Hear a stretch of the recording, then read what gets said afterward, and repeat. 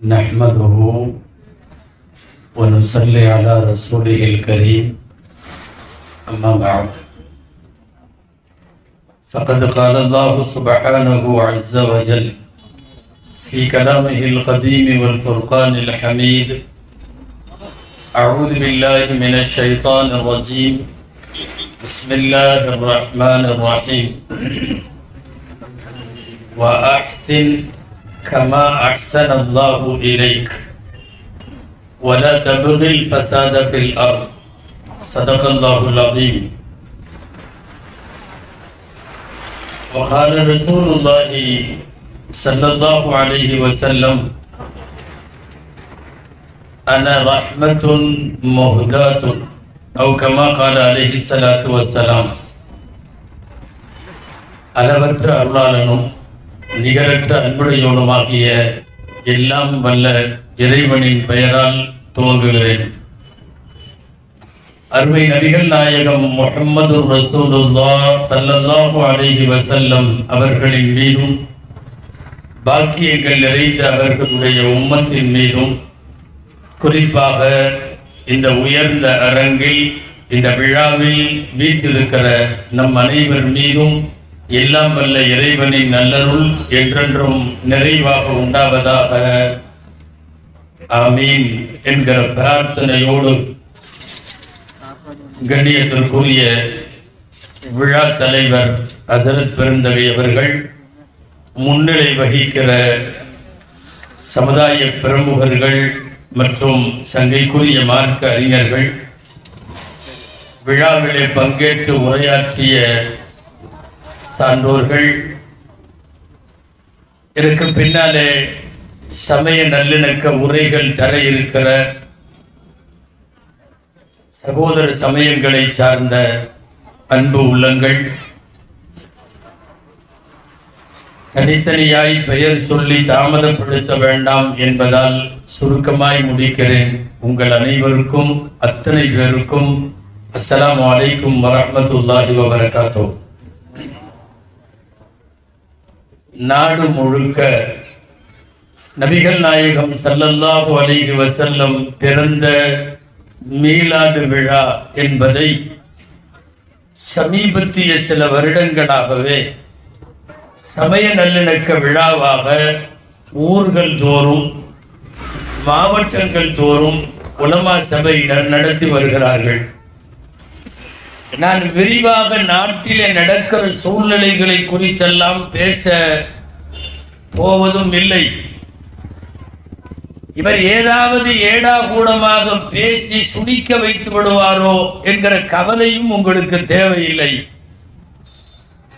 அன்பானவர்களே, நாட்டின் நிலவும் சூழ்நிலைக்கு இன்றைக்கு எல்லா விழாக்களையும் விட சமய நல்லிணக்க விழாக்கள் அவசிய தேவை. ஒரு 25 வருஷத்திற்கு முன்னால் தமிழகத்தில் விழா எடுக்காமலேயே சமய நல்லிணக்கம் இருந்தது. நம்ம விழா வச்சு வான்னு இணக்கத்தை கூப்பிட வேண்டிய அவசியமே இல்லாமல் இணக்கம் தானாகவே வந்தது. எல்லா சமயத்தவர்களும் மாமன் மச்சான்களாய், அண்ணன் தம்பிகளாய், பங்காளிகளாய் உறவு போற்றி வாழ்ந்த பெருமைக்குரிய நிலை தமிழகம். இன்றைக்கும் அது நீடித்து நிற்கிறது என்றாலும் சில பகைமை பாராட்டக்கூடியவர்களால், சில நேரங்களில், சில ஓரங்களில், சில மனிதர்களால் அதற்கு குந்தகம் வருகிற போது மீண்டும் இணக்கத்தை தூக்கி நிறுத்துவதற்கு சமய நல்லிணக்க விழாக்கள் அவசியமாகிறது. அன்பானவர்களே, யாரையாவது பிரிப்பதன் மூலம், யாரோடாவது யாருக்காவது ஒரு சண்டையை ஏற்படுத்துவதன் மூலம் தங்களினுடைய வாழ்வை சில பேர் அமைத்துக் கொள்ளுகிறார்கள் என்றால் அதற்கு எதிர்வினை ஒன்றும் செய்ய வேண்டாம். எல்லா சமயத்தவர்களும் இப்படி மேடையில ஏறி நின்று ஓங்கி ஒழித்து கைகோர்த்து நின்றால் போதும். சப்தம் இல்லாமல் அது பெரிய நல்லிணக்க செய்தியை இந்த நாட்டிற்கு தரும் என்கிற அடிப்படையில் தான் நபிகள் நாயகம் ஸல்லல்லாஹு அலைஹி வஸல்லத்தினுடைய விழாக்களை இப்போது நல்லிணக்க விழாக்களாய் கொண்டாடுகிறார்கள். நீங்கள் கேள்விப்பட்டிருக்கலாம், சமய நல்லிணக்க விழாக்களில் நான் சொல்லுவதும் உண்டு. நல்லவேளை மத நல்லிணக்க விழா என்று போடாமல் சமய நல்லிணக்க விழா என்று போட்டார்கள். சமயம் என்றால் பக்குவப்படுதல் என்று பொருள், பக்குவப்படுத்துதல் என்று பொருள். ஓடியாடி விளையாடுகிற பிள்ளை வாழ்க்கைக்கு தகுதியானால் அவள் வயதுக்கு வருகிற போது சமைத்து விட்டாள் என்று சொல்லுவோம். அப்படின்னா இனிமேல் விளையாட்டுத்தனம் இருக்காது, அவள் பக்குவமாகிவிட்டாள் என்று பொருளாகும். பச்சை காய்கறிகளாக இருப்பதையெல்லாம் நீங்கள் வீட்டில் கொண்டு வந்து வேக வைக்கிற போது சமையல் என்று சொல்லுகிறீர்கள். அதாவது சாப்பிடும் பக்குவத்திற்கு அது வந்துவிட்டது என்று அதற்கு அர்த்தம். சமைதல் என்றாலும் சமையல் என்றாலும் சமயம் என்றாலும் இது எல்லாமே பக்குவப்படுவதற்கு அடையாளம். நான் இன்ன சமயத்தை பின்பற்றுகிறேன் என்று சொன்னால் அவனை அந்த சமயம் பண்படுத்துகிறது என்று பொருள், பக்குவப்படுத்துகிறது என்று பொருள். நன்றாக நாம் நினைவில் வைக்க வேண்டிய ஒரு செய்தி, எந்த சமயமும் சண்டை போட கற்றுத்தராது. சமய கூறுகளில் சண்டைகள் இருக்காது. ஆனால் சமயத்தை தவறாக பயன்படுத்துகிறது யாராக இருந்தாலும் சரி, அவர்களால் தான் பிரச்சனையை தவிர சமயங்களால் இங்கே பிரச்சனை இல்லை. சமயங்கள் எல்லா காலத்திலும் பண்படுத்துபவை, பக்குவப்படுத்துபவை. இஸ்லாத்திற்கு ஒரு நபிகள் நாயகம் என்றால், கிறிஸ்தவத்தில் ஒரு இயேசு பெருமான் என்றால், இந்து சமயத்திலும் நிறைய வந்தார்கள் மனிதர்களை பக்குவப்படுத்த. கடலூர் வள்ளலார், என் ராமலிங்க அடிகளர் போன்றவர்கள், ராமகிருஷ்ண பரமஹம்சர் போன்றவர்கள் நிறைய அமைதியை மாத்திரம் விரும்பிய இந்து சமயத்தின் பெரியார்கள் வாழ்ந்து உழவிய பூமி தமிழகம், இந்த நாடு. எனவே சமயங்கள் பக்குவப்பட சொல்லுகிறது. சில பேர் பக்குவப்படாமல் தன் பாக்கெட்டுகளை பக்குவப்படுத்த, தன் நாற்காலிகளை பக்குவப்படுத்த, தன் அரசியல் இருப்பை தக்க வைத்துக் கொள்ள யாராவது சண்டை போட வேண்டும் என்கிற அடிப்படையில் மூட்டப்படுகிற சமய சண்டைகள் என்பது சமயத்தின் மீதான குற்றம் அல்ல. அதை எடுத்து தன் லாபத்திற்கு, சுயலாபத்திற்கு பயன்படுத்திக் கொள்ளுகிற சில பேர். அன்பானவர்களே, இங்கே எதிரிலும் சரி மேடையிலும் சரி நிறைய பல்சமய பெரியவர்களெல்லாம் இருக்கிறார்கள். இந்தியாவிலே 8 சமயங்களுக்கு இந்தியா தான் பிறப்பிடம், பெர்த் பிளேஸே 8 சமயங்கள் இந்தியாவிலே பிறந்தவை. சில சமயங்கள் வெளிநாடுகளில் இருந்து வந்தவை. இஸ்லாம் வெளியிலிருந்து வந்தது. அதிலே காணப்பட்ட சமத்துவத்தையும் சகோதரத்துவத்தையும் பார்த்து இந்தியாவினுடைய பண்டைய மக்கள் பல பேர் அதை தழுவினார்கள். உங்களுக்கு தெரியுமா, கிறிஸ்தவத்தினுடைய பிறப்பிடம் எது தெரியுமா? உங்களில் சிலர் அறிந்திருக்க முடியாது. இன்றைக்கு போர் பூமியாக இருக்கிற பலஸ்தீனம், இயேசு பெருமான் பிறந்த ஊர் அது, பைத்துல்லஹம். நீங்கள் வரலாற்று புத்தகங்களில் பெத்லஹேம் என்று படிக்கிறீர்களே, பெத்லஹேம் இன்றைக்கு இருப்பது அங்கே பிறந்த கிறிஸ்தவ மதம். ஆனால் இங்கே வந்ததற்கு பிறகு அவர்கள் தங்கள் சேவைகளால், அவர்களினுடைய நடவடிக்கைகளால் ஈர்க்கப்பட்ட பல பேர் கிறிஸ்தவர்களாக இன்றளவும் வாழுகிறார்கள். இதுக்கு நேர் மாற்றம், வெளியிலே இருந்து வந்த மதங்கள் எல்லாம் இங்கே வேகம் பெற்று வளர்கிற அதே நேரம் இங்க இருக்கிற சில மதங்களுக்கு இங்கே மதிப்பில்லை, ஆனால் வெளியிலே மரியாதை. அன்பானவர்களே, புத்த மதத்தினுடைய பிறப்பிடம் இந்தியா. இந்தியாவிலே புத்த மதத்தை பின்பற்றுபவர்கள் குறைவு. ஆனால் இலங்கையில், வியட்நாமில், இந்தோனேஷியாவில், சுமத்ரா தீவினுடைய அந்த படுகரைகள் அத்தனையும் புத்த மதம். இலங்கையினுடைய சொல்ல போனா ஒரு அபிஷியல் ரிலீஜியன் என்று சொல்லக்கூடிய அளவுக்கு ஆசியாவினுடைய ஓரப்பகுதிகள் எல்லாம் புத்த மதம். ஆனால் புத்த மதம் பிறந்த இடமான இந்தியாவிலே அவ்வளவு பெரிய வரவேற்பை பெறவில்லை. நான் சொல்ல வருவது, எங்கிருந்து வேண்டுமானாலும் மதம் வரட்டும், பிடித்தவர்கள் அவரவர்கள் தங்களின் சமயம் எது ஈர்க்கப்பட்டதோ அதை பின்பற்றுகிறார்கள். ஒரு சமயத்தை பின்பற்றுவது ஒரு மனிதனுக்கான உரிமை. அவன் என்ன பின்பற்ற வேண்டும், அவன் என்ன வணக்கம் செய்ய வேண்டும், அவன் என்ன சாப்பிட வேண்டும், என்ன உடுத்த வேண்டும், அவனுடைய தனி மனித உரிமை. எந்த காலத்திலேயும் சமயங்கள் சண்டைக்கு வந்துவிடக் கூடாது என்பதற்காகத்தான் இந்தியாவினுடைய பாரத தேசத்தினுடைய மூத்த குடிமக்கள் 40களிலே வாழ்ந்த இந்த நாட்டினுடைய அறிவுஜீவிகள் எல்லாம் சேர்ந்து நமக்கு அமைத்து தந்த அரசியல் அமைப்பு சட்டம்.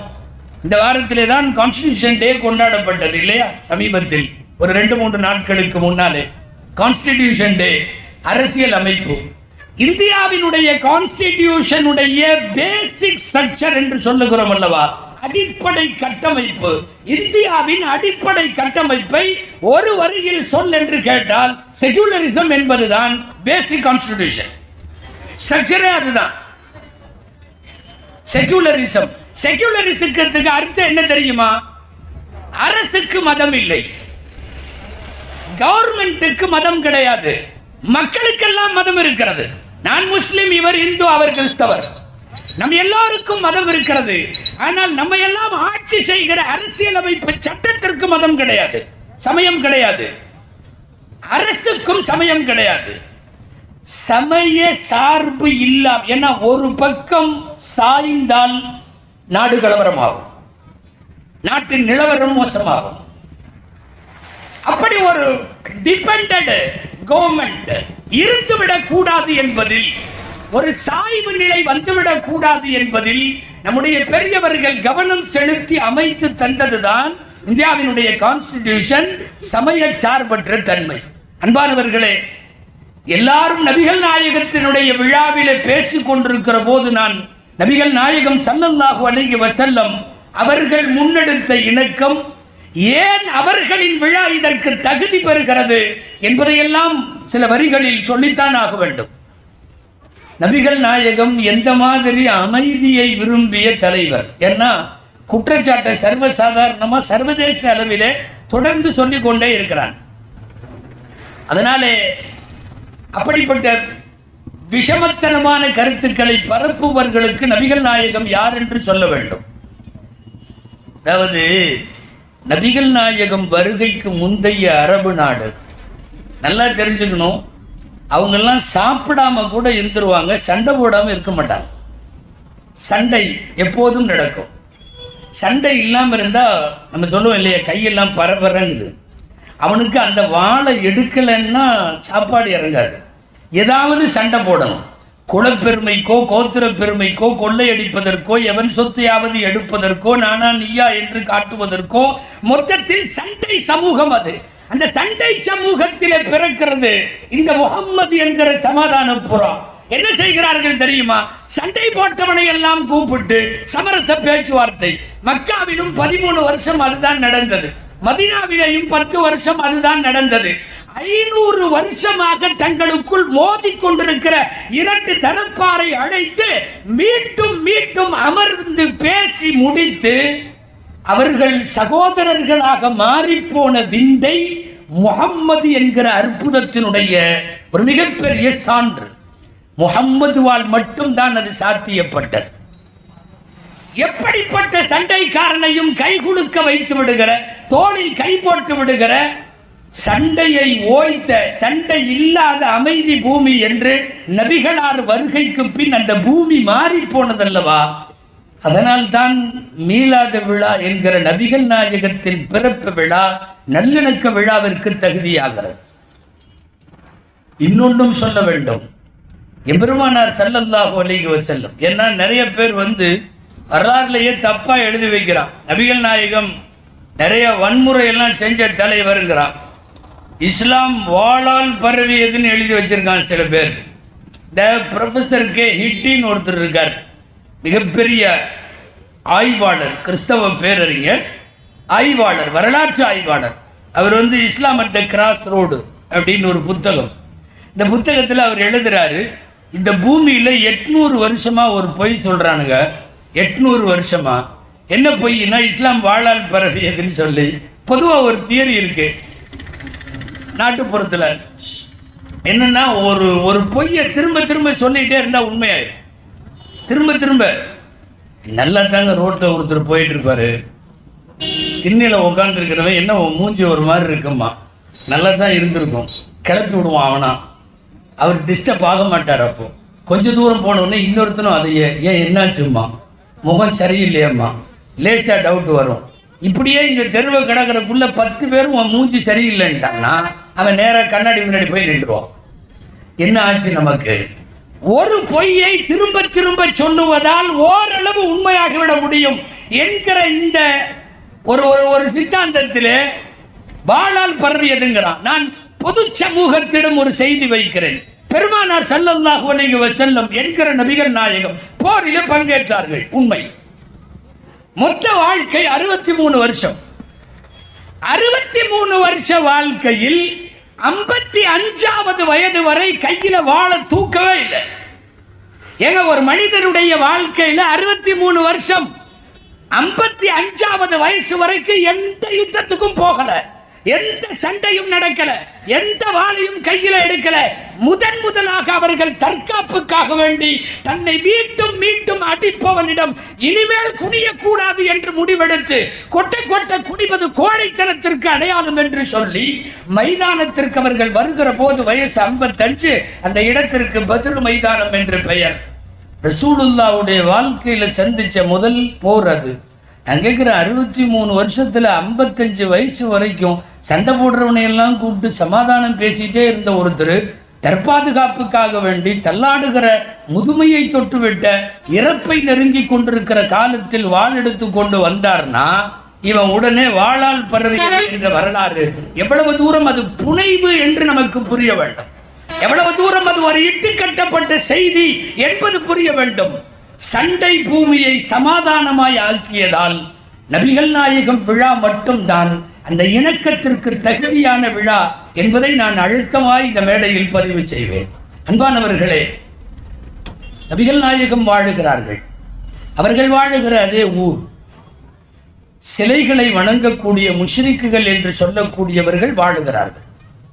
கடவுளே இல்லை என்று சொல்லக்கூடிய இறை நிராகரிப்பாளர்கள் வாழுகிறார்கள். ஒரு பெரிய சமூகமாக யூதர்கள் கூடவே வாழுகிறார்கள். கிறிஸ்தவர்கள், குறிப்பாக நஜ்ரானுடைய கிறிஸ்தவர்கள் என்று குர்ஆனும் ஹதீஸும் பேசுகிற ஒரு பெரும் கிறிஸ்தவ சமூகம் வாழுகிறது. இதையெல்லாம் தாண்டி நெருப்பை வணங்குகிற மஜூசிகள் என்பவர்கள் வாழுகிறார்கள். இவ்வளவு பேரும் வாழுகிறார்கள், நடுவில் நாயகமும் வாழுகிறார்கள். அடுத்த சமயத்தின் இருப்பை ஏற்பதுதான் உயர்ந்த நல்லிணக்கம். நீங்கள் நன்றாக இந்த வார்த்தையை குறித்து கொள்ள வேண்டும். நான் மட்டும்தான் இருப்பேன், நீங்கள்லாம் வெளியே போ. நான் மட்டும்தான் இருப்பேன், இது என்னுடைய நாடு, முஸ்லிம் நாடு, நீ அத்தனை பேர் வெளியே போ. அல்லது இது கிறிஸ்தவ நாடு, மற்றவங்கெல்லாம் வெளியே போ. அல்லது இது இந்துக்களின் நாடு, மற்றவன்லாம் வெளியே போ. நாடு விளங்காம போயிடும். அன்பானவர்களே, பிற சமயத்தின் இருப்பை ஏற்குதல் என்பதுதான் உச்சகட்ட சகிப்புத்தன்மை. நபிகள் நாயகம் வாழுகிற போது இந்த பன்மை சமூகம் வாழ்ந்தது, பல்லின சமூகம் வாழ்ந்தது. யூதர்கள் அவர்கள் மதச்சட்டப்படி வாழ்ந்தார்கள், கிறிஸ்தவர்கள் அவர்களுடைய தேவாலயங்களில் வழிபாடு நடத்தி அவர்கள் வாழ்ந்தார்கள், மஜூசிகள் நெருப்பை வணங்கினார்கள்.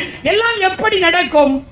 அங்கிருக்கிற மெஜாரிட்டியினுடைய ஒரு தலைமை கொஞ்சம் இணக்கத்தோடு இருப்பதால் தான் அவரவர்கள் வழிபாட்டு பிரகாரம் வாழ அனுமதிப்பது ஒரு பெருந்தன்மை.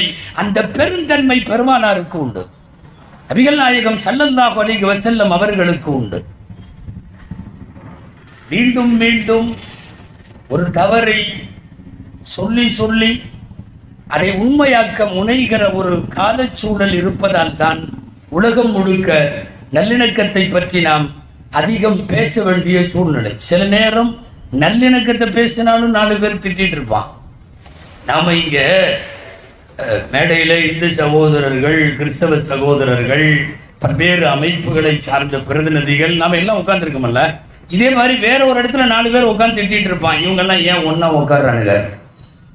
ஏன்னா ஒன்றா உட்கார்ந்தா அவங்களுடைய முன்னேற்றத்துக்கு ஏதாவது பிரச்சனையாக இருக்கலாம். இவங்க நம்ம ஒன்னா உட்கார்றதுங்கிறது அவங்களுக்கு பிடிக்க மாட்டேங்குது. மீண்டும் மீண்டும் இவர்களெல்லாம் இணையக்கூடாது என்பதில் கவனம் செலுத்துகிற தீய சக்திகளுக்கு இடையில் இணைவோம். இந்த நாட்டில் எல்லா சமயத்தவர்களும் சொல்லிக் கொடுத்தது போல் இந்த நாட்டில் இருக்கிற எங்களுக்குள்ள பாகுபாடு இல்லை. சமயங்கள்ல நாங்க அண்ணன் தம்பிகள். எங்கள் பிரியாணியை சாப்பிடுகிற அந்த சமயத்தை சார்ந்தவர்களும் அவர்களின் பலகாரங்களை சாப்பிடுகிற முஸ்லிம் பாய்களும் இன்றைக்கும் இருக்கிறார்கள். ரம்ஜான் வர்றதுக்கு முன்னாடியே அட்வான்ஸ் புக்கிங் 1 மாசத்துக்கு முன்னாடியே பாய் மறந்துடாத சொல்லி வைக்கிற ஆட்கள் எங்களிலே இருக்கிறார்கள். உன் பண்டிகையின் போது என்னை நீ கவனிக்கவில்லை என்று பேசக்கூடிய பெருந்தன்மைக்குரிய சகோதரர்கள் இங்கே இருக்கிறார்கள். இந்த நாட்டிலே அந்த நாடு இந்த நாடு, அந்த மொழி இந்த மொழி, அந்த ஜாதி இந்த ஜாதி, இந்த நிறம் எல்லாவற்றையும் தாண்டி ஒரு இந்தியாவின் இணக்க சமூகம் இன்றைக்கும் வாழுகிறது. சிந்து நதியின் மிசை நிலவினிலே சேரணன் நாட்டிலும் பெண்களுடனே சுந்தர தெலுங்கினில் பாட்டி செய்து தோணிகள் ஓட்டி விளையாடி வருவோம் பாடியவன் பாரதி. இந்தியாவினுடைய தேசிய ஒருமைப்பாட்டை இணக்கத்தை உலகத்திற்கு அறைகோல் விடுப்பான். கங்கை நதிபுரத்து கோதுமை பண்டம் காவிரி வெற்றிலைக்கு நாங்கள் மாறு கொள்ளுவோம். எங்கோ விளையும் பொருள் இங்கே வந்து விற்பனைக்கு வரும். இங்கே தயாராகிற பொருள் அங்கே கொண்டு போய் எங்கள் நாட்டின் கடைக்கோடியில இருப்பவன் அனுபவிப்பான். ஒரு பல்லின சமூகம் இந்தியாவில் எப்படி இணக்கத்தோடு வாழ முடியும் என்பதை நம்முடைய சமய பெரியவர்கள் எல்லாம் நமக்கு சொல்லி இருக்கிறார்கள். நாங்கள் எங்க போட்டு இணக்கத்தை கெடுக்கிற சூழ்நிலையோ வன்முறையை விரும்புகிற சூழ்நிலையோ நிச்சயம் இல்லை. குறிப்பாக நான் தமிழ் சூழலில் சொல்லுகிறேன். தமிழக முஸ்லிம்கள் மிகவும் அமைதியை விரும்புகிற பெருமக்கள். தமிழகத்தில் இருக்கின்ற அமைதியை விரும்புகிற இந்து சமயத்தின் சகோதரர்களும் மிகவும் அமைதியை விரும்புகிற கிறிஸ்தவ சகோதரர்களும் நன்றாகத்தான் நாங்கள் வாழுகிறோம். தயவு செய்து சொல்லுகிறோம், சண்டையை விரும்பும் யாரும் இடையில வராதீர்கள். எல்லாருமே அவன் மதத்தை தூக்கிட்டு இது எங்க நாடுன்னு சொல்ல ஆரம்பிச்சான்னா எங்க போறது? நம்ம ஆரம்பத்தில் அறிமுகப்படுத்துறப்போ அசீம் மஸ்லை சொன்னாரு, அசரத்தோட பயானை டிக்டாக் பண்றாங்க. வேற ஒன்றையும் டிக்டாக் பண்ணல, மெயினாக ஒரே ஒரு 2 வரியை டிக்டாக் பண்ணி அது ரொம்ப வைரல் ஆச்சு. என்னன்னா, எங்களை எல்லாம் பாகிஸ்தானுக்கு போன்னு சொல்லிகிட்டே இருக்கியே, எங்களுக்கு என்ன மாமியா கூட அங்கே இருக்குதுன்னு கேட்டேன். இல்லை உண்மை நான் இன்றைக்கும் கேட்கிறேன், எங்களுக்கு என்ன மாம மச்சானா மாமியா ஊடா? நாங்கள் எதுக்கு போகணும்? இந்த நாட்டினுடைய இந்திய ரத்தம் எங்கள்கிட்ட இருக்கு.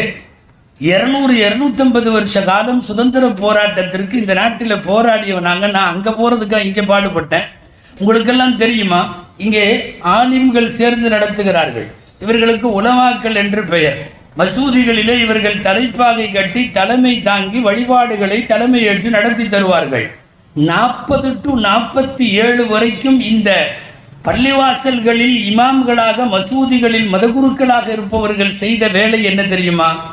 47 நேரத்தில் சொல்றேன், முன்னாடி விடுதலைக்கு பேசினார்கள். 47 நேரத்திலும் அதை ஒட்டிய 48-49 நேரத்தில் என்ன பேசினாங்க தெரியுமா? நாடு எப்படி பிரிந்தாலும் நாம் வேற எங்கேயும் போகக்கூடாது, இந்தியாவில் தான் இருக்கணும். இதை பேசியது உலமா பெருமக்கள். நாங்கள் தான் இன்னைக்கு வரைக்கும் நல்லிணக்கத்தையும் பேசுகிறோம். எங்களுடைய மசூதிகளில் இருக்கிற நாங்கள் உரையாற்றுகிற மெம்பர் படி என்று சொல்லுகிற அந்த படிக்கட்டு 47-48 எல்லாம் என்ன பேசிச்சு தெரியுமா? பாகிஸ்தானுக்கு போகாதீர்கள், இந்திய மண், இந்த மண் நம்முடைய மண், இந்த மண்ணின் இரத்தத்தோடும் உணர்வோடும் உதரத்தோடும் எல்லாத்திலையும் நமக்கு தொடர்பு இருக்கிறது, போக வேண்டாம் என்று நாங்கள் பேசியதற்கு பிறகு இன்னைக்கு நீ 90க்கு பின்னாடி வந்து நின்றுகிட்டு ஏறத்தாழ 70-75 ஆண்டு கால சுதந்திர இந்தியாவை நாங்கள் கடந்ததற்கு பிறகு நீ அங்க போ நீ இங்க போனா நாடு விளங்குமா? அன்பானவர்களே, தேவை நல்லிணக்கம். அந்த இணக்கம் எல்லாரையும் இருத்தி அனுசரித்து போவது. நிறைய பேர் குரான்ல அப்படி இருக்கா இப்படி இருக்கா என்று நினைக்கிறார்கள். நான் ஒரு 2 வசனம் மாத்திரம் குரான்ல, இந்த மாநாட்டின் சமய நல்லிணக்கம் என்பது வெற்றியாக வேண்டும், அதற்காக சொல்லுகிறேன். குரான்ல உள்ள ஒரு வசனம் இது. மன் கத்தல நஃப்ஸன் பிகைரி நஃப்ஸின் அவ் ஃபஸாதின் ஃபில் அர்த் ஃபகஅன்னமா கத்தல الناس ஜமீஆ. உலகத்தில் ஒரே ஒரு உயிரை எவனாவது கொலை செய்தால் நியாயம் இல்லாமல் ஒரு உயிரை கொலை செய்தால் அவன் உலகத்தையே கொன்றவனை போல. இது குரானிலே இருக்கிறது. ஒரு கொலை அகிலத்தையே கொலை செய்தவன். அடுத்த வரியில் அல்லாஹ் பேசுகிறான், ஒரே ஒரு உயிருக்கு யாராவது வாழ்வு கொடுத்தால், ஒரு உயிரை வாழ வைத்தால், அவன் அகில உலகத்தில் இருக்கிற எல்லா மானுடத்தையும் வாழ வைத்தவனை போல என்று பேசுகிற குர்ஆனை தான் நாங்கள் கையில் வைத்திருக்கிறோம். வர்றவனையெல்லாம் அடி, வர்றவனையெல்லாம் போடு, வர்றவனையெல்லாம் திட்டு, நாட்டில் இரத்த களரி உண்டு, எங்களுக்கும் அதற்கும் சம்பந்தம் இல்லை. திட்டமிட்ட பிரச்சாரங்கள் எப்பவுமே தொடர்ந்து, நான் ஆரம்பத்தில் சொன்ன மாதிரி ஒரே பொய்யை திரும்ப திரும்ப சொல்றேன். பயங்கரவாதின்னு சொல்லி, அன்பானவர்களை நான் நிறைய தடவை சொல்லியிருக்கேன். பஸ்ல எல்லாம் நான் போனால் நம்ம பக்கத்துல எல்லாம் எவனும் உட்காரவே மாட்டேங்கிறான். தாடி வேற கொஞ்சம் பெருசா இருக்கா, தொப்பி வேற போட்டிருக்கிறோமா, உட்காந்துருக்கு. திருநெல்வேலியில் ஏறணும்னு நினைக்கலாம், மதுரை வரையும் போகணுமில்ல, பக்கத்தில் உட்காந்து, பக்கத்தில் சீட்டு காலியாக இருக்குது, நின்றுக்கிட்டே வர்றான். சார் இங்கே வானா, அவன் சொல்கிறத பார்த்தா நான் கொஞ்ச நாள் வாழணுங்கிற மாதிரி இருக்கு. அதாவது முடிவே பண்ணிட்டானுவோ, நம்ம பாக்கெட்டில் எப்பவுமே குண்டு வச்சுட்டே இருப்போம் போல தெரியுது. ஏதாவது பாய் சொல்ல முடியாது, உள்ளுக்குள்ள கத்தி எடுத்து டபக்குன்னு ஓடுற பஸ்ஸில் குத்திடுவார் போல தெரியுது. அன்பானவர்களை நான் நகைச்சுவைக்கு சொல்லலை, மாறி மாறி செய்யப்படுகிற தவறான பிரச்சாரம் எந்த காலத்தில் அப்படி இணக்கத்திற்கு விரோதிகளாய் சுதந்திர இந்தியாவில் கிட்டத்தட்ட 75 வருஷத்தை நாங்கள் தாண்டி விட்டோம். இன்றைக்கு வரையும் இரத்தம் சிந்தாமல், பகமை இல்லாமல் ஒரு சமாதான இந்தியா வேண்டும் என்பதில் போராடி கொண்டிருக்கிறோம். அதற்குத்தான் நாங்கள் எங்களுடைய சமுதாய தலைவரின் விழாவை கொண்டு வந்து மசூதியில் வைக்காமல் நடுத்தெருவில் வைத்து இணக்கத்திற்காக வேண்டி எல்லாரையும் கூப்பிடுகிறோம். உங்களுக்கு தெரியுமா, ஆலயங்களில் மசூதிகளை வழிநடத்துகிற இந்த மார்க்க அறிஞர்கள் என்று சொல்லக்கூடிய உலமா பெருமக்கள், ஈது பெருநாள் வரும், பண்டிகை வரும், ரம்ஜான் முடிந்தவுடன் ஈத் மிலன் என்று சொல்லி ஒன்று வைப்போம். அங்கே இருக்கிற எல்லா மதத்தவர்களையும் எல்லாத்தையும் கூப்பிட்டு அவர்களுக்கு விருந்து வைத்து ரம்ஜான் பண்டிகையை அவர்களும் கொண்டாட ஏற்பாடு செய்வோம். உங்களுக்கு தெரியுமா, சுதந்திர தின விழா வரும், குடியரசு தின விழா வரும், எங்கள் பள்ளிவாசல்களில் கொடியேற்றுவோம். பள்ளிவாசல்கள் மட்டுமல்ல, பள்ளிவாசலை ஒட்டி இருக்கக்கூடிய அரபி கற்றுக் கொடுக்கக்கூடிய கல்வி கூடங்கள், அதில் எல்லாம் கொடியேற்றுவோம். கொடியேற்றுகிற போது நாங்கள் எல்லாரும் நிற்போம். எங்கள் வாயிலும் ஜனகணமன அதிநாயக ஜெயகே வரும், எங்கள் வாயிலையும் நீராறும் கடலுடுத்த நிலமடந்தை கெளியொழுகும் வரும், எங்கள் வாயிலும் சாரே ஜஹான் சே அச்சா இந்துஸ்தான் ஹமாரா வரும். எந்த அடிப்படையில் இந்த நாட்டில் இணக்கத்திற்கு நாம் எதிராக இருந்திருக்கிறோம்? எங்கள் மசூதிகளில் பண்டிகையின் போதும் எல்லா சமயத்தவர்களும் வாருங்கள் என்று அழைக்கிறோம். மீளாத விழாக்களில் அழைக்கிறோம். ஏன், ஆங்காங்கே புதிய பள்ளிவாசல் கட்டப்பட்டு தமிழகத்தில் சில இடங்களில் திறப்பு விழாக்கள் நடக்கிற போது முன் வரிசையில் நின்று திறப்பு விழாவில் சீர்வரிசை கொடுப்பது யார் தெரியுமா? இந்த நாட்டின் பூர்வ குடியில் இருக்கக்கூடிய இந்து சகோதரர்கள். ராமநாதபுரம் மாவட்டத்தில் நிறைய பள்ளிவாசல்கள் நீங்கள்லாம் ஊடகத்தில் நிறைய பார்த்துருப்பீங்க.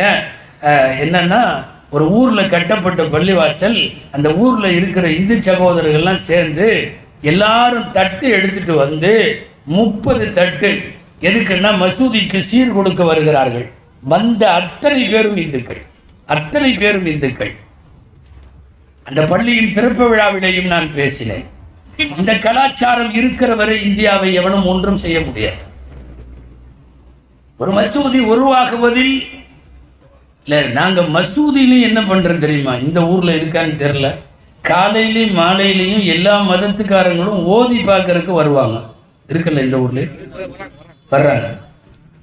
குழந்தைய தூக்கிட்டு யாராவது இந்து அம்மாக்கள் வருவார்கள், இந்து சகோதரர்கள் வருவார்கள், முஸ்லிம்கள், கிறிஸ்தவர்கள் எல்லாம் வருவாங்க. என்னன்னா, அவங்கள பொறுத்தவரை நான் அவங்க வார்த்தையிலேயே சொல்கிறேன், மசூதியில் போய் அல்லா சாமிகிட்ட மந்திரிச்சிட்டு வந்தால் பிள்ளைக்கு நல்லா போயிடும் இப்படிங்கிற கான்செப்டை இந்தியாவில் நீ இன்னும் 100 வருஷம் கட்சி நடத்தினாலும் இதை அசைக்க முடியாது. இது முடியாது. நாங்கள் அதை வரவேற்று இருக்கிறோம். எங்களுடைய எல்லா மசூதிகளையும் நாங்கள் தொழுது முடித்த உடனே என்ன பண்ணுவோம் தெரியுமா? போகிற போது குர்ஆனுடைய வசனங்கள், இறைவன் ஆரோக்கியத்தை தரட்டும், இறைவன் நோய் நிவாரணத்தை தரட்டும் என்று சொல்லக்கூடிய சூரத்துல் ஃபாத்திஹா உள்ளிட்ட சில வசனங்களை ஓதி முடித்து விட்டு போவோம். நீ என்னவாவது பேசிட்டு இருக்கலாம், அங்க குழந்தைக்கு காய்ச்சல் நல்லா போயிடும். அது தானா அந்த கால்கள் பள்ளிவாசலை நோக்கி வரும். மத வழிபாட்டு தலங்களிலே கூட தங்களின் சுய விருப்பு வெறுப்புகளுக்கு அப்பாற்பட்டு ஒரு இணக்கத்தை கடைபிடிக்கிற பூமி தமிழகத்தினுடைய பூமி. அன்பானவர்களே, சமயங்களால் சண்டை வேண்டாம் என்பதை சொல்லுவதற்குத்தான் நான் இதையெல்லாம் சொல்லுகிறேன்.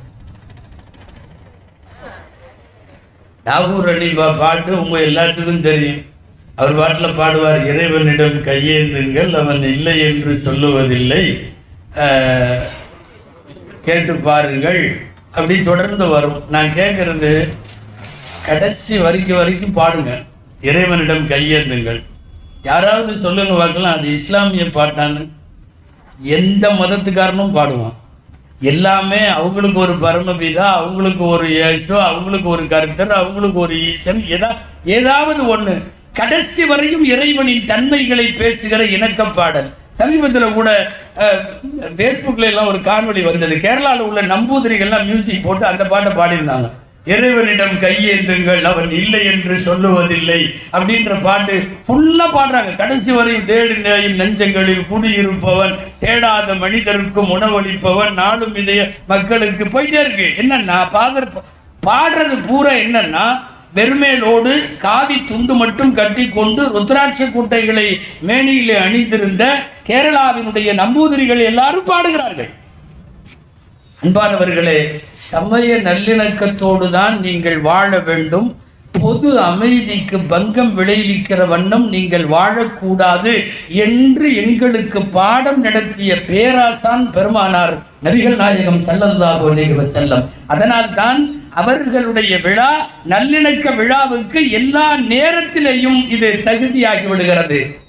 சில நேரம் இப்படி ஒன்று சேருவதை யாராவது கொஞ்சம் திட்ட தான் செய்வாங்க. அந்த திட்டையும் வாங்கி கொண்டு நாம் இணக்கத்தோடு தான் பயணிக்கணும். கபீர்தாசர்னு ஒருத்தர் இருந்தார், உங்களுக்கெல்லாம் தெரியும், இந்தியாவினுடைய பெரியவர்கள். கபீர்தாசர் இந்த வேலையை தான் பண்ணார். காந்தி பண்ணதும் அந்த வேலை தான். நவகாலியில் ஏற்பட்ட இந்தியாவை துண்டாக்குகிற கலவரத்தின் போது காந்தி அங்கே போனது ரெண்டு பேர்த்தையும் ஒன்னாக்கணும், சண்டை போடுறவங்களை சரியாக்கணுங்கிறதுக்காக தான். கபீர்தாசர் எழுதி குவித்தார், இந்து முஸ்லிம் ஒற்றுமை வேண்டும், இந்து முஸ்லிம் ஒற்றுமை வேண்டும். என்ன ஆச்சுன்னா, ரெண்டு பேரும் சேர்ந்து அவரை திட்டினான். நீ எல்லாம் ஒன்று சேரணுங்கிற, நீ உருப்பிடுவியா அப்படின்னு சொல்லி கபீர்தாசரை திட்டினானுவோம். கபீர்தாசர்கிட்ட போய் யாரும் சொன்னாங்க, நீங்கள் ஒன்றாகணும்னு சொல்கிறீங்க, அவங்கெல்லாம் உங்களை திட்டுறாங்க. அவர் சொன்னார், சரி விடுப்பா, திட்டுறதுலையாவது அவனுக்கு ரெண்டு பேரும் ஒன்றா இருக்கான்ல. பொதுவாக ஒரு சப்ஜெக்டாக அவன் என்ன எடுத்துட்டு அவன் திட்டுறதுலையாவது ஒன்றா இருக்கான்ல, சந்தோஷப்பட விடு. இந்த நாட்டில் இன்டலெக்சுவல்களாக நம் கண்ணுக்கு தெரிகிற, அறிவுஜீவிகளாக தொலைநோக்கு பார்வை உடையவர்களாக நம் கண்ணுக்கு தெரிகிற எல்லாருமே அல்மோஸ்ட் ஒற்றுமைக்காக, குறிப்பாக சமயங்களின் ஒற்றுமைக்காகத்தான் அவர்களெல்லாம் பாடுபட்டார்கள். சமயங்களில் தாக்கப்படுகிறோம், இணக்கத்திற்காக கூட தாக்கப்படுகிறோம். இணக்கத்திற்காக இப்போ லாஸ்ட் நடந்த ஈத் மிலன், ரம்ஜான் பண்டிகையை ஒட்டி அமெரிக்க அதிபர் வெள்ளை மாளிகையில் ஒரு ஈத் மிலன் நடந்தது. வருஷம் நடக்கும். அது ஒரு ஃபார்முலா, அப்படியே ஒரு வழக்கம் வைத்திருக்கிறார்கள். அந்த அமைச்சரவையினுடைய புரோட்டோகால் அது. எல்லா பண்டிகைகள்லையும் அப்படி ஒரு வாழ்த்து சொல்றதும் ஒரு இது பண்றதும்.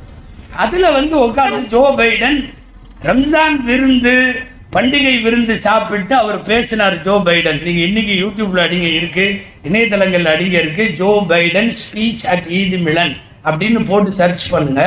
அதுல வருது, ஜோ பைடன் பேசுறாரு, பல்வேறு நாடுகளில் அந்த நாடுகளுக்காக அதிகம் ரத்தம் சிந்தி பாடுபட்டவர்கள் முஸ்லிம்கள். சொல்றது ஜோ பைடன். நீங்க ஏதோ இங்க இருக்கிற உலமாக்கள் சொல்றாங்கன்னு நினைக்க வேண்டாம்.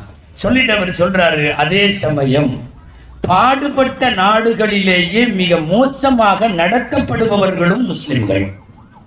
நான் உங்க சிந்தனைக்கு விட்டுறேன். அவர் என்ன சொல்ல வர்றார், எதுக்கு சொல்ல வர்றார், அவர் மனசுல என்ன நினைச்சிருக்கார், அதெல்லாம் தேவையில்லை. மொத்தத்தில் இது உண்மை.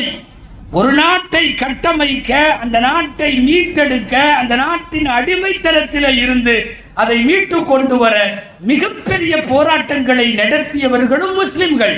ஆனால் அப்படி ஒரு உருப்பட்டதற்கு பிறகு அந்த நாட்டில் நீ எங்களுக்கு ஆகாதவன் என்று சொல்லக்கூடிய விஷயங்கள் நடப்பதும் இதே இடத்தில்தான்.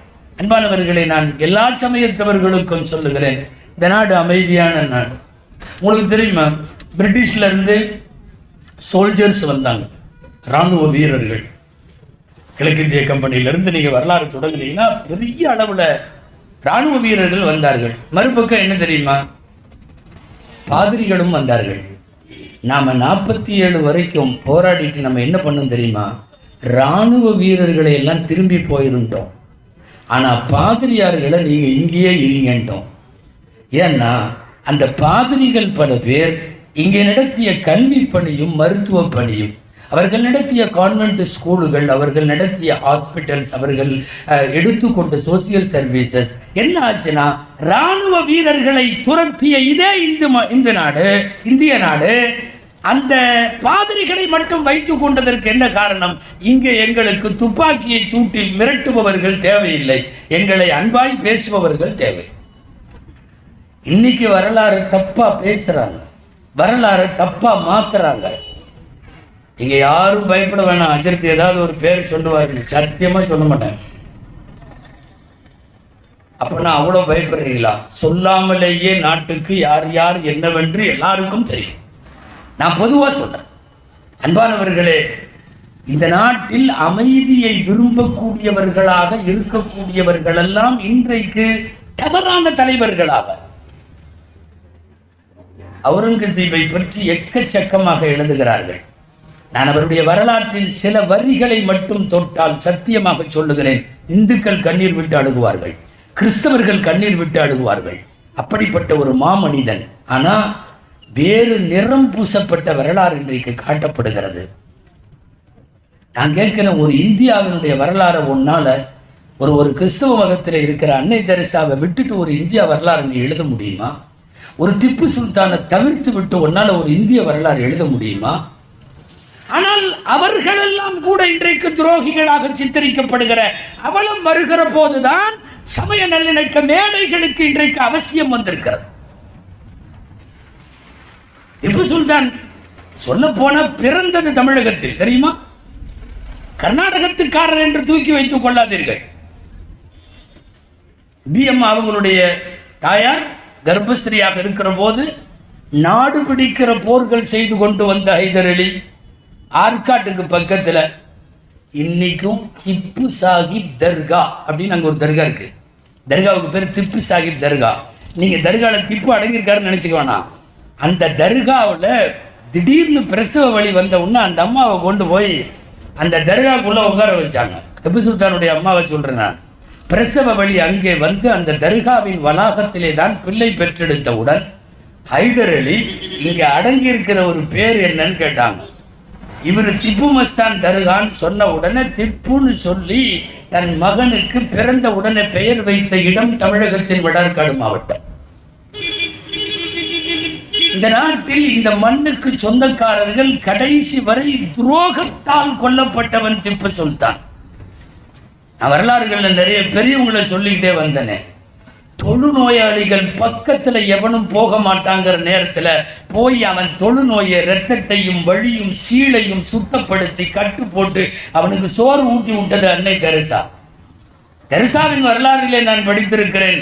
ஃப்ளைட்டில் அங்கங்கே வெளிநாடுகளுக்கு போய்விட்டு வருகிற போது ஃப்ளைட்டில் இறங்குறப்போ எல்லாரும் இறங்கினவொன்னு கடைசியாக இறங்குவாங்க. அந்த அம்மா முன்னாடி போகலாமில்ல, போக மாட்டாங்க, கடைசியாக இறங்குவாங்க. என்னன்னா லாஸ்ட்டாக இறங்கினவுன்னா அந்த ஏர் ஹோஸ்டஸ் இருக்காங்களே அவங்கள்ட்ட போய் சாப்பாட்டில் மிச்சமானதையெல்லாம் கொடுங்களேன், நான் எடுத்துகிட்டு போகிறேன், எங்கிட்ட சில ஆதரவற்றவர்கள் இருக்காங்கன்னு சொல்லி தன்னுடைய துணியில் ஃப்ளைட்டில் நம்மெல்லாம் சாப்பிட்டு தட்டில் மீதி ஆகுமா இல்லையா, அதை இப்படி முந்தானையில் ஏந்திட்டு வந்து மகாராஷ்டிராவினுடைய தொழுநோயாளிகளுக்கு தன் கையால் ஊட்டி விட்டவர் தெரசா. நான் கேட்குறேன், இஸ்லாமிய பெரியவர்கள் இங்கே வேணாம், கிறிஸ்தவ பெரியவர்கள் இங்கே வேணாம், சீக்கிய ஜெயின சமண எத்தனை சமயமாக இருந்தாலும் அவங்க யாரும் வேணாம் என்று சொல்லிவிட்டால் நாடு சுடுகாடாகிவிடும். நாடு சுடுகாடாகிவிடும். நான் ஒவ்வொரு சமயத்தின் பெரியவர்களும் இந்த நாட்டிற்கு பட்ட பாட்டையும் இங்கே இருக்கிற இணக்கத்திற்கு அவர்கள் மேற்கொண்ட வாழ்வையும் பேச துவங்கினால் வரலாறு நீடும். அன்பானவர்களே, அந்த அடிப்படையில் இந்தியா நீண்ட நெடுங்காலமாக தன்னுடைய சரித்திரத்தில் எப்போதும் நல்லிணக்கத்தை விரும்பி இருக்கிறது. ஆனால் ரொம்ப கஷ்டம் என்ன தெரியுமா? இன்னைக்கெல்லாம் இந்தியாவினுடைய சில ஸ்டேட்ஸ், நான் எந்த மாநிலம் கூட சொல்ல வேணாம், விட்டுருவோம், ஸ்கூல் ஸ்டூடெண்ட்ஸை பிஞ்சு குழந்தைகளை கையில் வச்சு, பிஞ்சு குழந்தைகளை அவங்கள இப்படி கையை நீட்ட வைத்து உறுதிமொழி எடுக்கிற போது இந்த நாடு முஸ்லிம்கள், கிறிஸ்தவர்கள் என்று இருக்கக்கூடிய மற்றவர்களுக்கெல்லாம் இல்லை என்பதை போல, அவர்களெல்லாம் உங்கள் எதிரிகள் என்பதை போல, நான் அந்த உறுதிமொழி வாக்கியத்தையே என்னால் சொல்ல முடியும், ஹிந்தியில் அப்படியே சொல்ல முடியும். வேண்டாம், அது நேரடியாக யாரையாவது சொல்லுவதாக நான் இந்த மேடையை அதற்கு பயன்படுத்த விரும்பவில்லை. அன்பானவர்களை, பச்சிலம் பிஞ்சு குழந்தைகள், 5 வயசு குழந்தைகிட்ட விஷத்தை விதைக்கிறீர்களே, இந்த வரலாறு இப்படி மாற்றப்படுவது நல்லிணக்கத்திற்கு எவ்வளவு எதிரானது? தயவு செய்து சொல்லுகிறேன், சொல்லிக் கொடுங்க தாராளமா. இந்து சமயத்தில் நிறைய பெரியவர்கள் அமைதிக்கு பாடுபட்டவர்கள் இருக்கிறார்கள். அவர்கள் வரலாறுகளை குழந்தைகளுக்கு சொல்லிக் கொடுங்க. கிறிஸ்தவ மதத்தின் பெரியவர்களை சொல்லிக் கொடுங்க. இஸ்லாமிய பெரியவர்களை எல்லாம் சேர்ந்து உருவானது தான் இந்தியா. இந்தியா என்பது ஒருமை அல்ல, இந்தியா என்பது பன்மை. இந்தியா என்பது ஒருமை சமூகம் அல்ல, அது பன்மை சமூகம். யூனிட்டி இன் டைவர்சிட்டி என்பது, வேற்றுமையிலே ஒற்றுமை என்பது பாரதத்தினுடைய அடிப்படை. இந்த அடிப்படையை மாற்றுவதற்கு முயற்சிக்கிற எந்த இணக்கத்திற்கும் எந்த காலத்திலும் நாம் குறுக்க போயிடக்கூடாது. அப்படிங்கிறதுனால அன்பானவர்களே, நாளைய இந்தியாவுக்கு நாம் ஏதாவது செய்தி தரணும்னா சண்டையை சொல்லிட்டு போகிற மாதிரி ஒரு செய்தியை கொடுத்தா நம்மளை விட கேவலம் வேற யாரும் இல்லை. சண்டைகள் நாளைய சமுதாயத்திற்கு பலனாக வேண்டாம். கூடுமானவரை சமாதானங்களை, அமைதியை தொடர்ந்து சொல்லிக் கொடுங்க இடுங்கள். கடைசியாக ஒரு செய்தியை சொல்லி நான் நிறைவுக்கு வருகிறேன். மதத்தின் பேரால், சமயங்களின் பேரால் சண்டை போட்டுக்கொண்டே இருந்தால் நிகழ்ச்சி, என்னுடைய பயான் 5 நிமிஷத்துல முடிச்சிடும். அன்பானவர்களே, அப்படிப்பட்ட சமய சண்டைகளுக்கு எந்த வகையிலும் வாய்ப்பளிக்காத யாரோ எழுதிய தமிழ்நாட்டு நாடோடி கதைகள்னு ஒரு புக்கு, தமிழ்நாட்டு நாடோடி கதைகள், அதில் இருக்குது என்னன்னா, ஊருக்கெல்லாம் சேர்ந்து ஒரு யானை வாங்கினாங்களாம். நான் அடிக்கடி சொல்கிறது உண்டு. யானை வாங்கியிருக்காங்க. வாங்கிட்டு கிராமத்தில் கோயில் யானை மாதிரி இருக்குமில்ல, வாங்கிட்டு அவனுக்குள்ள சண்டை வந்துருச்சு. என்ன சண்டைன்னா, யானையோட நெத்தியில் என்ன போடுறதுன்னு. அங்கேருந்து சில பேர்லாம் வந்து பட்ட நாமம் போடணும், இந்துக்களுடைய அடையாளம்னு அவங்கெல்லாம். இவங்க கிறிஸ்தவர்கள்லாம் சில பேர் இந்த பக்கம் வந்து நின்று யானையோட இதில் வந்து அந்த சிலுவை குறி போடணும்னு இவங்க. அதுக்கப்புறம் நம்மளுங்க கிரசன்ட் என்னமோ பிறை அதை போடணும்னு சொல்லி இவங்கெல்லாம் பேசிட்டு இருக்கிறத யானை பொறுமையாக கேட்டுச்சு. காலையில் எஸ்கேப் ஆயிடுச்சு. எதுங்க, யானை எஸ்கேப். இவனுக்கு என்னமோ பண்ண போறாங்க, ஏன்னா இவன் கண்டிப்பாக சண்டை போடுறதுலையே தெரியுது அப்படின்னு சொல்லி அது போயிடுச்சு. அது போனதுக்கப்புறம் அதே மரத்தடியில் உட்காந்து சில பேர் பேசிட்டு இருந்தானா தெரியுமா, யானை மதம் முடிச்சு ஓடிடுச்சுன்னு சொல்லியிருக்கான். மதம் முடிச்சுன்னா இது யானைக்கு வெறி வருமல்ல, சாது மிரண்டால் காடு கொள்ள, இந்த வெறி வந்தா யானை ஓடுமல்ல, அந்த மாதிரி மதம் பிடிச்சி ஓடிடுச்சு. விவரமான ஒரு ஆள் சொன்னாராம், மதம் பிடிக்காததுனால போயிடுச்சு. மதம் முடிச்சு போகல, மதம் பிடிக்கல, நீ போடுற மதத்தின் சண்டை பிடிக்கல. நீ என்னைக்கு வந்து நின்றுட்டு நான் இந்து, நான் முஸ்லீம், நான் கிறிஸ்துன்னு சண்டை போட ஆரம்பிச்சியோ, யானை கூட எஸ்கேப் ஆகுதுன்னா அப்போ நடுநிலை சமூகமாக வாழுகிற இந்தியாவினுடைய பல்லின சமூகத்தின் நிலை என்ன? அன்பானவர்களே, எனக்கு தரப்பட்டிருக்கிற நேரம் நிறைவடைய போகிறது. எனக்கு பின்னாலே பல்சமயத்தை சார்ந்த அறிஞர் பெருமக்கள் பேச வேண்டும். அது ரொம்ப முக்கியம். இந்த மேடைக்கான மிக தகுதியான உரைகள் அவைகள்.